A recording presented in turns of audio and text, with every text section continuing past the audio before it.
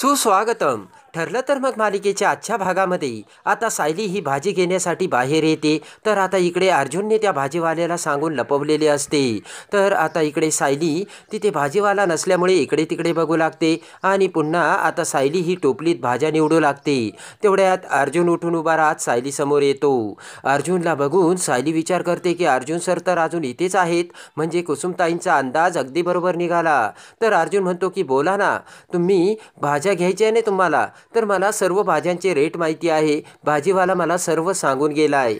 तर आता सायली काहीही न बोलता तिथून निघून जाऊ लागते. तर अर्जुन आता सायली पाठीमागे पळू लागतो. इकडे आता रविराज हा शिवानीला त्याचा मोबाईल दाखवत त्याच्या मोबाईलमधील रेकॉर्डिंग ऑन करतो आणि म्हणतो की सांग शिवानी आता. तेव्हा शिवानी सांगू लागते की सर, ह्या मुलीला मी एकदा बघितलंय, ती माझ्या ओळखीची नाही. रविराज सांगतो की तू एक्झॅक्टली तिला कधी भेटली होतीस हे सांगू शकतेस का शिवानी. तेव्हा शिवानी विचार करू लागते. शिवानी म्हणते की 8-9 महिने झाले असतील. जेव्हा मी कामावरून घरी येत होते ना, तेव्हा ही मुलगी मला रस्त्यावर उभी असलेली दिसली. तर शिवानी म्हणते की तिला उलट्याचा खूप त्रास होत होता. मी तिला विचारलं की माझं घर इथून जवळच आहे, चल मी तुला लिंबू पाणी देते. तर ती मला नाही म्हणाली आणि तिच्या गाडीत बसून निघून गेली. तर शिवानी म्हणते काही प्रॉब्लेम झालाय का सर. तेव्हा रविराज म्हणतो की झाला होता पण आता नाही. तर आता इकडे सायली ही मंदिराच्या समोर आलेली असते. तेवढ्यात अर्जुनसुद्धा आता सायलीचा पाठलाग करून तिथे येतो. इकडे आता अर्जुन सायलीला बघून पटकन आता मंदिरात येतो आणि म्हणतो की गुरुजी, मला तुमची हेल्प हवी होती. मी जर आज तुमच्याऐवजी माझ्या हाताने प्रसाद वाटला तर गुरुजी म्हणतात की काही हरकत नाही, फक्त सर्व भक्तांना प्रसाद मिळायला हवा. त्यानंतर अर्जुन हा देवीसमोर येत म्हणतो की देवी आई, सायली बरोबर मला बोलायला हवं आहे. तेव्हा तुलासुद्धा असंच वाटतं ना, तर तू माझी हेल्प करशील का. तर आता सायली ही देवीच्या मंदिरात येऊन अर्जुनला बघते आणि विचार करते की अर्जुन सर इथे पण, म्हणजे ते माझं पाठलाग करतात आणि मला डिवचतायत, तर का असं करतात ते. त्यानंतर आता सायली ही देवीसमोर येऊन हात जोडते. तर अर्जुन म्हणतो की मिस सायली, नेहमी तुम्ही देवीसमोर मोठ्याने बोलता ना, तेव्हा आजसुद्धा असंच बोला ना. तर सायली देवीला प्रार्थना करून नमस्कार करून आता बाजूला जाते. तर तेवढ्यात गुरुजी अर्जुनला म्हणतात की आता मला तुमच्या बोलण्याचा अर्थ कळला, तुमची पत्नी तुमच्यावर चिडली आहे का. तर अर्जुन म्हणतो की नुसती चिडलीच नाही तर रागावलीसुद्धा आणि ती माझ्याशी बोलतसुद्धा नाही. गुरुजी म्हणतात की पण तुमच्या बायकोची समजूत घालण्याचं काम फक्त तुम्हालाच करावं लागेल. अर्जुन म्हणतो की गुरुजी, तुम्ही मला फक्त आशीर्वाद द्या. इकडे आता कल्पना ही अर्जुनला फोन करते पण तो काही फोन उचलत नसतो. तेव्हा आता कल्पना चैतन्यला फोन करते आणि म्हणते की अरे, अर्जुनला मी सकाळपासून कॉल करते, तो उचलत नाहीये. तर चैतन्य म्हणतो मी सुद्धा मावशी अजून ऑफिसला पोहोचलो नाही. कल्पना म्हणते की मला त्याला डबा पाठवायचं की नाही ते विचारायचं होतं. चैतन्य म्हणतो की ऑफिसमध्ये मीटिंग आहे, तर खाणं पिणं होईलच, आणि चैतन्य फोन ठेवतो. त्यानंतर आता सायली ही इकडे रस्त्याने जात असते. तेव्हा अर्जुनसुद्धा आता लपून छपून सायलीचा पाठलाग करू लागतो. त्यानंतर सायली एका दुकानासमोर येते आणि फोन करू लागते. तर लपून आलेला अर्जुन सायलीला बघतो आणि म्हणतो की मिस सायली कुणाला तरी फोन करतात आणि आता मला त्यांचं बोलणं ऐकू येईल. तर अर्जुन आता बाजूला उभा राहून सायलीचं बोलणं ऐकण्याची वाट बघू लागतो. तर आता अर्जुन विचार करतो की काहीतरी बोला ना मिस सायली, मला तुमचा आवाज ऐकायचा आहे. इकडे आता अर्जुन एका दुकानात येतो. तर त्या मुलाला खुश बघून अर्जुन म्हणतो तू तर खूप खुश दिसतोस रे, लग्न नाही झालं वाटतं. तर तो मुलगा म्हणतो पुढच्या महिन्यात आहे.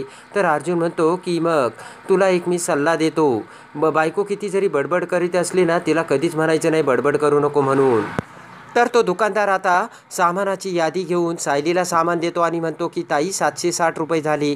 तेव्हा आता सायली पैसे देऊ लागते. तर अर्जुन म्हणतो की तू खोटं बोलतोयस, तू चीट करतोयस, खूप रेट लावलेत तू. आणि म्हणतो की सायली, तुम्ही घासाघीस करा ना, ह्या डाळीचे रेट विचारा ना त्याला. गुपचूप आता सायली त्या दुकानदाराला पैसे देऊ लागते. तर सायली पैसे देऊन निघून जाते. तेव्हा तो दुकानदार हसू लागतो. तर अर्जुन म्हणतो हसतोस काय, तुझं लग्न आहे ना पुढच्या महिन्यात, तेव्हा तुला कळेल. इकडे आता सायली घरी येऊ लागते. तर अर्जुन रस्त्याने सायलीला म्हणतो की मिस सायली, मी तुमची माफी मागायलाच आलो होतो, पण कुसुमताई मला घरातच येऊन देत नाहीये.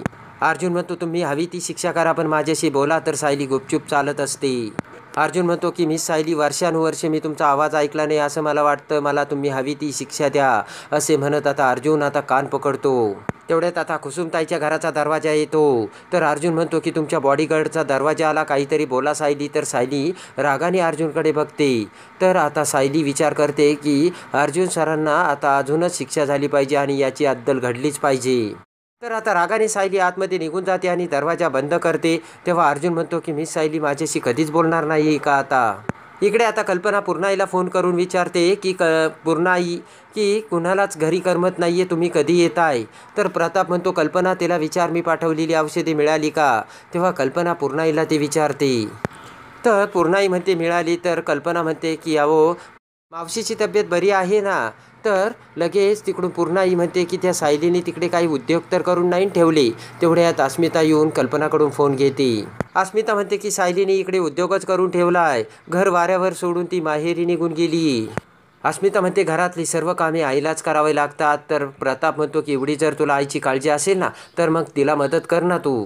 कल्पना म्हणते की अस्मिता हे सुद्धा सांगायचं ना की तुझ्या सासूबाईंनी तुला बोलवलं पण तू गेली नाहीस. तर अस्मिता म्हणते मम्मा तू मलाच टार्गेट करतेस. तर प्रताप म्हणतो की अस्मिता आईवरती ओरडू नकोस, तिला कामात मदत कर आणि तिचं ऐक, तुझा फायदा होईल. प्रताप म्हणतो की अगं कल्पना अर्जुन कुठे आहे, तो काल जेवायला सुद्धा नव्हता. तर कल्पना म्हणते की त्याचं काय चाललंय ते त्यालाच माहिती.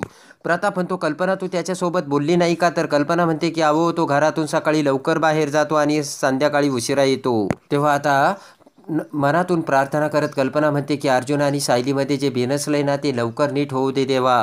तर तेवढ्या तिकडे अर्जुन आता नर्वस होऊन घरी येतो. तर कल्पना अर्जुनकडे बघत म्हणते की बाळा तू थकलास का, जा बरं जाऊन फ्रेश होऊन ये, तुझ्या आवडीचं सर्व जेवण केलं.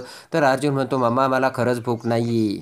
तर अर्जुन आतमध्ये निघून जातो. तेव्हा अस्मिता म्हणते की मम्मा आपली काय लॉज आहे का. अर्जुन आता सायली माहेरी गेल्यामुळे फक्त झोपण्यासाठी इथे येणार, मज्जा आहे बाबा त्याची.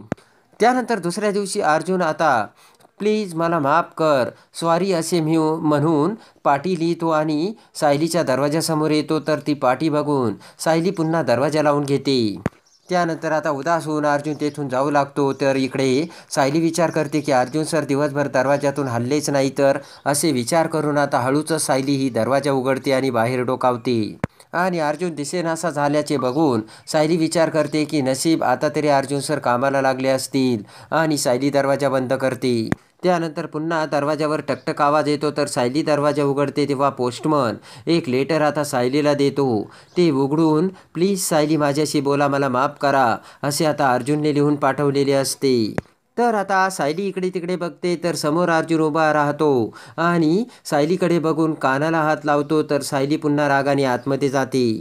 तर आता दरवाजा बंद करून सायली विचार करते की अर्जुन सर मला म्हणालेत ना माझा आवाज त्यांच्या कानावर यायला नको, मग आता बोलायचंच नाही. तर आता त्या कुसुमच्या घरातली सर्व चाळीतील लाईट गेलेली असते. तेव्हा आता अर्जुन जनरेटर आणून सर्व चाळीत लाईट लावतो. तेव्हा सर्व चाळीतील लोक म्हणतात की अहो लाईट आली, ऐका ऐका. तर लाईट नाही आली तर कुणीतरी जनरेटर आणलंय. तर आता लगेचच शेजारची संध्या ही सायलीकडे येते आणि म्हणते की बरं झालं सायली तू जनरेटर आणलंस. तर सायली म्हणते की अहो मी काहीच नाही केलं. तर हळूच पाठीमागून अर्जुन तिथे येत आता सायलीकडे बघू लागतो. तेव्हा आता सायली ही अर्जुनला कशी माफ करते आणि प्रेमाने अर्जुन कसा सायलीला घेऊन येतो हे बघण्यासाठी आणि ठरलं तर मग मालिकेच्या डेली अपडेटसाठी आपल्या चॅनलला लाईक करा, सबस्क्राईब करा.